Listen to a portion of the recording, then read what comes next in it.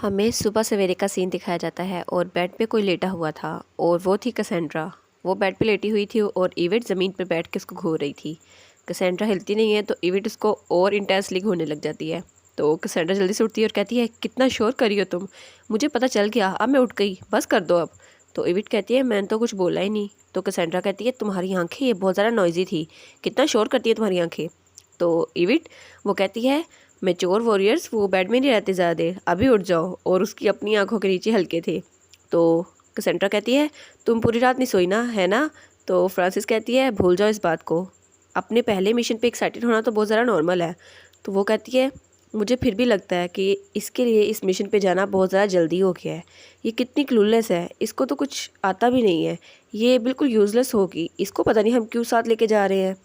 तो फ्रांसिस कहती है, तुम्हारी बात सुनकर मुझे पता चला कि मैंने भी कल कमांडर से यही क्वेश्चन पूछा था। और वो कमांडर से क्वेश्चन पूछती है, लेकिन वो हमारी हेल्प कैसे करेगी अगर उसे कुछ हो गया तो। और वो दोनों इविट की तरफ देखते हैं। तो फ्रांसिस कहती है, कमांडर ने बहुत ज़रा फ़ख्र से कहा था कि इस पूरे मिशन में इस बार सबसे ज़्यादा इम्पोर्टेंट रोल इविट का ही होगा। और सीन चेंज होता है और हमें कैसेंड्रा और इविट वो दोनों एक ही घोड़ा गाड़ी में बैठी दिखाई जाती है। और इविट वो बहुत ही ज़्यादा खुश थी और वो गुनगुना रही थी। कैसेंड्रा उसका ड्रेस लेके कहती है, तुम्हें क्या लगता है हम आउटिंग पे जा रहे हैं, ये कपड़े तो देखो अपने। तो इविट कहती है, लेकिन मुझे तो ये कपड़े पसंद हैं। तो कैसेंड्रा कहती है, मेरी बात गौर से सुनो, जिस मिशन पे हम जा रहे हैं वहाँ हमें लोगों की देखभाल करनी होगी। वहाँ बहुत सारे बीमार लोग होंगे, हमें उनको ट्रीट करना होगा। और जब लोगों की बात आ जाए तो तुम सुस्त नहीं हो सकती। तो इविट कहती है, क्या लोगों की ज़िंदगी।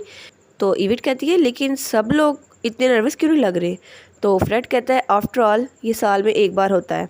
और तब फ्रेड का डिमोनिक बीज साइंस लेसन शुरू होता है और वो सारी डिटेल्स बताता है। और वो कहता है, साल के इस वक्त डिमोनिक बीज ट्रैवल करते हैं, वो माइग्रेशन करते हैं साउथ की तरफ। और ये गांव जहां हम जा रहे हैं ये कैप्रा विलेज है, जहां से वो लोग गुजरते हैं। वो बीस्ट बहुत ज़्यादा भूखे होते हैं, इसलिए वो गांव वालों पे भी हमला कर सकते हैं और वहाँ बहुत ज़्यादा नुकसान हो सकता है।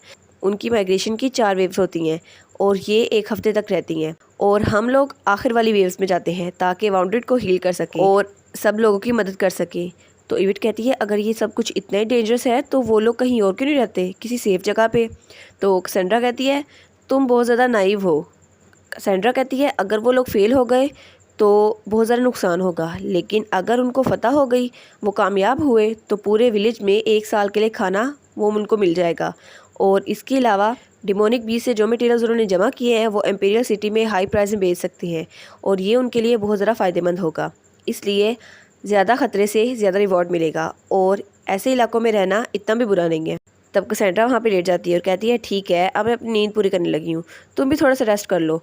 लेकिन थोड़ी देर बाद ही कैसेंड्रा उठ के बैठ जाती है और फ्रेड और वो दोनों कहते हैं, हमें बहुत ज़्यादा मुश्किल वक्त मिलने वाला है क्योंकि हमारे साथ इविट है, उसको तो कुछ भी नहीं आता। फिर सीन चेंज होता है और हमें कैंप का सीन दिखाया जाता है और वो लोग कहते हैं ये फिजिकल वर्क होगा। और तब वो लोग कहते हैं, बैकअप तो अभी तक नहीं आया, यहाँ पे बहुत ज़्यादा खतरा है। तो पीछे से कैसेंड्रा कहती है, हम लोग आ गए। तब फ्रेड वहाँ से जाते हुए कहता है, इविट वो रेड कपड़ा जहाँ पे भी हो वहाँ पर मदद की ज़रूरत होगी तो तुम वहाँ जा सकती हो, ठीक है। तो इविट एक जगह पर जाती है और वहाँ पर एक आदमी की टांग पर ज़ख्म हुआ था और एक लड़की उसका इलाज कर रही थी। और वो कहती है, क्या तुम लाइन एजेंट से हो, लेकिन तुम्हें क्या अच्छे से आता है, मेडिसन, पोशन या नर्सिंग। तो वो कहती है, नहीं मुझे माफ़ कीजिएगा, मुझे कुछ भी नहीं आता। तो वो कहती है, कोई बात नहीं, जितने सारे लोग होंगे उतनी हेल्प हो सकेगी, तो मेरी हेल्प करो। और वो औरत कहती है, इस विलेज पर अननोन बीस्ट ने हमला कर दिया और इसको पॉइजन कर दिया, लेकिन हमें बाद में पता चला, इसलिए मुझे इसकी टांग काटनी होगी, ज़रा इसको मेरे लिए पकड़ो। तो इविट कहती है, क्या। तो वो औरत कहती है, मैं पहली बार ये करने वाली हूँ, इसलिए तुम इसको पकड़ लो। तो इविट उसका हाथ पकड़ लेती है और कहती है, रुको 1 मिनट, तुम ऐसा नहीं कर सकती। और इविट कहती है, क्या इसकी टांग काटना ज़रूरी है, ये इसके बगैर नहीं ठीक हो सकता। तो वो औरत कहती है, नहीं मेरे पास और कोई रास्ता नहीं है, वरना ये मर जाएगा और अगर हमने इसको टाले रखा तो ये जल्दी ही मर सकता है। तो इविट कहती है, ठीक है। और वो कहती है, क्या मैं कोशिश कर सकती हूँ। और फिर हमें बाहर का सीन दिखाया जाता है और सब लोग कहते हैं, इस साल तो कुछ ज़्यादा ही डिमोनिक बीस्ट ने हमला कर दिया, इस बार तो नुकसान कुछ ज़्यादा ही हुआ है। और आर्थर कहता है, लेकिन फॉर्चुनेटली सब लोग वापस आ गए हैं, कुछ इंजर्ड थे और कुछ लोग वापस दोबारा जाएंगे, लेकिन कुछ ज़्यादा सीरियस इंजरीज नहीं हुई। और वो दोनों कैंप के बाहर आते हैं। तो वहाँ पर बहुत ज़्यादा भीड़ थी। वो कहते हैं यहाँ पर क्या हो रहा है, यहाँ पर तो बहुत ज़्यादा लोग हैं। और तब कमांडर कैंप के अंदर आता है और उसको आवाज़ सुनाई देती है, ये तो बहुत ज़्यादा अमेजिंग है, हम लोग बच गए।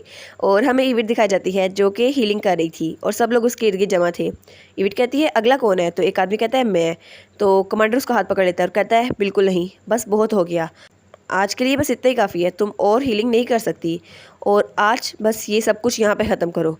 तो वो लोग कहते हैं क्या तुम हमें मना नहीं कर सकते। तो वो औरत कहती है रुक जाओ 1 मिनट।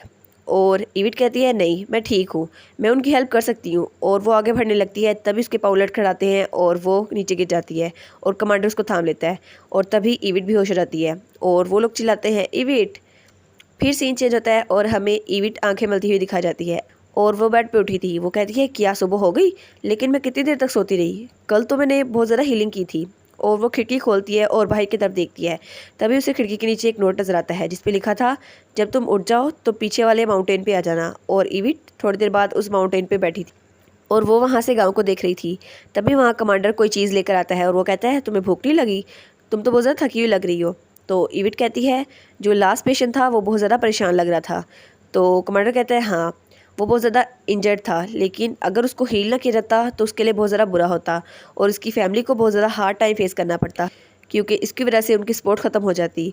तो कमांडर कहता है तुमने कल कितने लोगों की जान बचाई।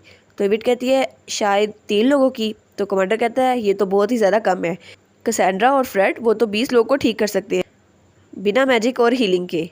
तो ये बात सुनकर हमारी इविट का दिल ही टूट जाता है और कमांडर वो चीज़ वहाँ पर रखता है और फिर हमारा कमांडर स्माइल करता है और वो कहता है तुम्हारा टैलेंट बहुत ज़्यादा इंप्रेसिव है, लेकिन तुम्हारी टेक्निक इसको थोड़ी सी पॉलिश होने की ज़रूरत है। मुझे नहीं पता कि मैजिक कैसे यूज़ करते हैं, लेकिन मैं तुम्हें कुछ नहीं सिखा सकता। और तभी वो चीज़ वो खोलता है और उसके अंदर से कोई निकलता है और इविट हैरान होकर उसको देखती है और कमांडर कहता है लेकिन ये तुम्हें सिखा सकती है। और उसके अंदर थी कैसेनिया। वो कहती है आउच, क्या तुम इस तरह से हेल्प मांगते हो। तो कमांडर उसको पकड़ता है और कहता है तुम तो लोगों के ज़रिए पकड़ी गई थी क्योंकि तुम वहाँ से वाइन चुरा रही थी और लोगों को लगता था तुम एक थीफ हो। मैंने तुम्हारी 2 बार मदद की, अब हमारी मदद करो। और वो कहती है लेकिन मुझे बताओ सही करना क्या है। तब कमांडर कहता है मैं तुम्हें दिखाई देता हूँ। और वो चाकू से अपने हाथ पे थोड़ा सा कट लगाता है और इविट उसके हाथ को हील कर रही होती है और इविट उसके हाथ को हील कर देती है। तो कैसेनिया कहती है क्या इसने हील कर दिया। और वो पीछे से कहती है तुम ये कर सकती हो। और वो कहती है कितना वेस्ट है। और इविट और कमांडर दोनों पीछे रहते हैं। तब इविट कमांडर के कान में कुछ कहती है और कमांडर कहता है ये कह रही है कि जो लोग हीलिंग मैजिक यूज़ कर सकते हैं उनको होली पैलेस में रहना पड़ता है, लेकिन ये 5 साल की उम्र से घर से नहीं निकली। कैसेनिया कहती है ये बात ये खुद नहीं मुझसे कर सकती थी। और वो कमांडर को कहती है तुम यहाँ से चले जाओ, अगर तुम यहाँ पे रहोगे तो ये तुम पर ही निसार करती रहेगी। और वो कहती है ठीक है फिर से करके दिखाओ। तो इविट कहती है ठीक है मैं करती हूँ। और वो दोबारा से कोशिश करती है और हीलिंग की एक बॉल बनाती है, लेकिन कैसेनिया कहती है बिल्कुल गलत और उसका दिल टूट जाता है। तो कैसेनिया कहती है तुम जो बना रही हो वो एक गैस है और गैस सॉलिड नहीं हो सकती और ये जल्दी ख़त्म हो जाती है, इसलिए इसका मैजिक इतना ज़्यादा असर नहीं करेगा। शायद तुम्हारा 20% मैजिक असर कर जाए, उससे भी कम, लेकिन तुम्हें ज़्यादा कोशिश करने की ज़रूरत है। अगर तुम ज़्यादा लोगों को बचाना चाहती हो तो तुम्हें अपने मैजिक को एक धागे की तरह इस्तेमाल करना होगा। तो इविट कहती है क्या धागा। तो वो कहती है ठीक है अपना हाथ मुझे दो। और वो उसका हाथ पकड़ती है और वहाँ पर कुछ करती है तो इविट की बॉडी में करंट सा फील होता है और वो कहती है अब भागना मत। और वो बताती है ऐसा महसूस करो तुम्हारी बॉडी में ये मैजिक थ्रेड की तरह है और तुम पूरी बॉडी में इसको महसूस कर सकती हो। इसको पेंट्रेट करो और उस बॉडी पर यूज़ करो जिसको तुम क्योर करना चाहती हो और उसकी इलनेस को रूट से ख़त्म कर दो। तब कैसेनिया कहती है क्या तुम इंस्पायर हो गई। तो इविट कहती है हाँ थोड़ी सी। तब उसका हाथ छोड़ देती है और कहती है ठीक है ये तो बहुत ज़रा अच्छा है। कैसेनिया कहती है मेरा टैलेंट ये एक्सप्लोजन है और मैं हीलिंग मैजिक यूज़ नहीं कर सकती, लेकिन मैंने तुम्हें वही बताया जो मेरे साथियों ने मुझे बताया था। और जब हमारे कबीले पर हमला हुआ था तो मैं कुछ नहीं कर सकती थी, वहाँ पर बहुत ज़्यादा नुकसान हुआ था। वो लोग मुझे बचपन से जीनियस कह के पुकारते थे, लेकिन जब सब लोग मार रहे थे तो मैं कुछ नहीं कर सकी और मैं बेकार थी, इसलिए मुझे तुम पे रश्क आता है। मैं चाहती थी कि ये पावर मेरे पास भी हो। और इविट कहती है क्या इसको मुझ पे रश्क आता है। तभी वहाँ पे वही औरत भागती हुई आती है और कहती है मिस इविट। और वो कहती है प्लीज़ जल्दी आएँ, यहाँ पर तो इमरजेंसी है। और तब पीछे से कैसेनिया कहती है ठीक है तुम्हें प्रैक्टिस करने का चांस मिल गया। और इविट वहाँ से जाती है और कैसेनिया कहती है अगर तुम हीलिंग मैजिक को वैसे यूज़ करोगे जैसे मैंने तुम्हें बताया तो तुम सक्सेसफुल हो सकती हो। और तब वो लोग कैंप पे पहुँच जाते हैं और इविट वो देखकर बहुत ज़्यादा शौक होती है क्योंकि उसके सामने फ्रांसिस बहुत ज़्यादा ज़ख्मी पड़ी थी। और कैसेनिया पीछे से कहती है अगर तुम इसको सक्सेसफुली यूज़ करने में कामयाब हो गई तो तुम्हें कम हाथ से फेस करने पड़ेंगे जितने मैंने किए। और तभी वहाँ पे कैप्टन आता है और वो कहता है यहाँ पर हो क्या रहा है। और इविट फ्रांसिस को देख रही थी तो वो औरत कहती है हम लोग कुछ चीज़ें वापस लेके आ रहे थे ताकि उसको बांट सके, लेकिन वहाँ पर एक चालाक डिमोनिक बीज था, वो उन सब में छुप गया। कमांडर कहता है ये तो वहाँ गई नहीं थी, ये कैसे इंजर्ड हो गई। तो वो कहती है असल में ये एक्सीडेंट था, इसने अपनी बॉडी को हमारे लिए कुर्बान कर दिया, ये हमारे सामने आ गई ताकि हमें कोई ख़तरा महसूस ना हो, और इसने एक बड़े डिज़ास्टर से हमें बचा लिया। और कमांडर की सुनकर शौक होता है। और तब हमें फ्रांसिस दिखाई जाती है जिसके पेट पर बहुत ही ज़्यादा गहरा ज़ख्म था। और वो औरत कहती है इसके आर्गन वो बहुत ज़्यादा क्रश हो गए हैं, बेसिक ट्रीटमेंट कोई इलाज नहीं कर सकती और मैं सिर्फ ब्लीडिंग रोक सकती हूँ। तो कमांडर कहता है तुम्हारे मैजिक के बारे में क्या। तो इविट कहती है मैंने स्ट्रेंथ तो रिगेन कर ली है, लेकिन अगर मैंने असल तरीका यूज़ किया तो इसको बचाना मुश्किल होगा। तो फ्रेड कहता है प्लीज़ इविट, हम अपने पार्टनर को खो नहीं सकते, प्लीज़ तुम कुछ तो करो। तो इविट कहती है ठीक है। तो वो औरत कहती है एक बार मेरी बात तो सुन लो। और कैसेंड्रा के कान में कहती है क्या ये सच में ये सब कुछ हैंडल कर सकती है। अगर इसका मैजिक फेल हो गया तो ये उसी वक्त मर जाएगी, लेकिन अगर हमने मॉडरेट ट्रीटमेंट की तो शायद ये पूरी ज़िंदगी बेड पे गुजार दे और शायद ये मर भी ना सके। तो कैसेंड्रा कहती है क्या, इसका मतलब है ये कभी सवार नहीं उठा सकेगी, लेकिन इसकी लाइफ तो मीनिंगलेस हो जाएगी। तो वो कहती है तुम्हारे पास कोई और सोल्यूशन है तो बताओ। और तब वो कहती है इविट को तो देखो, उसके हाथ तो अभी से कांप रहे हैं। और इविट पूरी कांप रही थी और उसको फ्रांसिस के साथ गुजारे हुए अपने तमाम पल याद आते हैं और वो बहुत ज़्यादा शौक थी ये देखकर। और वो कहती है मुझे इसको ठीक करना ही होगा। तब वो हील करने लगती है तो फ्रांसिस कहती है ये बहुत ज़्यादा दर्द कर रहा है। फ्रेड कहता है इविट, और इविट रुक जाती है। इविट कहती है प्लीज़ मुझे माफ़ कर दे, मैं खुद पे कंट्रोल नहीं कर पा रही। तो वो कहती है मुझे लगता है हमें मॉडरेट ट्रीटमेंट करनी होगी। तब कैप्टन इविट का हाथ पकड़ लेते हैं और इविट उसको देखती है। कमांडर कहता है तुम्हें उन सब की बातें सुनने की कोई ज़रूरत नहीं है, मुझे लगता है तुम उसे हील कर सकती हो। तो इविट कहती है लेकिन, तो कमांडर कहता है मुझ पर भरोसा रखो, मेरी जजमेंट कभी भी फेल नहीं होती। और वो इविट को हौसला देता है और तब वो उसका हाथ पकड़ता है और उसको हौसला देते हुए उसका हाथ छोड़ देता है। इविट कहती है ठीक है मैं ये करूँगी। और वो कहती है फ्रेड कोई कपड़ा लेके आओ ताकि उसको ज़ुबान के नीचे रखा जा सके, उसको दर्द ना हो। और वो कहती है कैसेंड्रा तुम मुझे पीछे से सपोर्ट करो ताकि मैं यहाँ से भाग ना जाऊँ। तो कैसेंड्रा कहती है ओके। और वो कहती है क्या, मैं ये क्या करूँ। और इविट वो कांप रही थी, हालांकि उसने कहा था लेकिन फिर भी वो खुद कांप रही थी। और कैसेंड्रा उसको पीछे से पकड़ लेती है और वो कहती है वीक पपी मत बनो, तुम उसको ठीक कर सकती हो। तो इविट गहरी सांस लेती है और कहती है ठीक है मैं ये करूँगी। और वो अपने हाथों से हीलिंग मैजिक को यूज़ करती है और तब वो थ्रेड्स का इस्तेमाल करती है, धागों का। और हीलिंग मैजिक वो बहुत ज़्यादा अच्छे से कर रही थी। और कैसेनिया उसको पीछे से देखती है और वो कहती है ठीक है अब ये अच्छा कर रही है। और हमें फ्रांसिस दिखाई जाती है जो कुछ ठीक थी। और फ्रेड कहता है अब लगता है ये बिल्कुल सेफ़ है। और फिर फ्रेड कहता है अब तुम सुकून से सांस ले सकती हो। और इविट बहुत ज़रा खुश थी और वो कहती है मैंने हीलिंग मैजिक यूज़ कर लिया। तो कैसेंड्रा और फ्रेड उसको गले लगा लेते हैं। कैसेंड्रा कहती है माय स्वीटी। और फ्रेड कहता है ये तो बहुत ज़्यादा इंप्रेसिव था, मैंने कहा था ना कैसेंड्रा हमारी इविट की सबसे बड़ी फ़ैन बनेगी, उसकी बेस्ट फ्रेंड, देखा। कैसेनिया कमांडर से कहती है क्या ये सच में अच्छा है, अगर इसकी एबिलिटीज़ इसी तरह स्ट्रॉन्ग होती रही तो ज़्यादातर लोग यही चाहेंगे कि ये उनकी साइड पर हो। और इविट को सिखाना तो मुसीबत को बुलाने की तरह है। तब कमांडर इविट को देखता है जो स्माइल कर रही होती है और वो कहता है जब उसने पहली बार हीलिंग मैजिक मेरे सामने यूज़ किया था तो मुझे भी यही लगा था, लेकिन इविट को ऐसा नहीं लगता।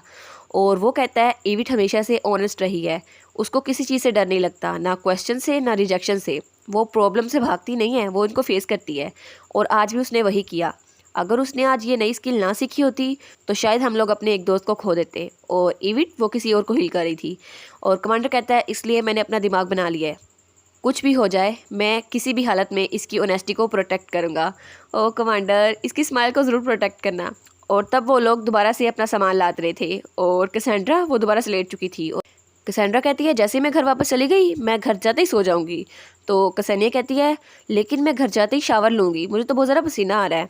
और फ्रेड कहता है लेकिन ये कितना ज़रा ग्रेट है, ये हमारा पहला एक्सपीरियंस था जब किसी नुकसान के बगैर सब लोग जिंदा बच गए। तो कैसेनिया कहती है बिल्कुल ठीक कहा। और वो पीछे होके इविट को देखती है और इविट वो लोगों के दरमियान घिरी हुई थी और सब लोग उसका थैंक यू कर रहे थे। और वो कहते हैं थैंक यू रियली।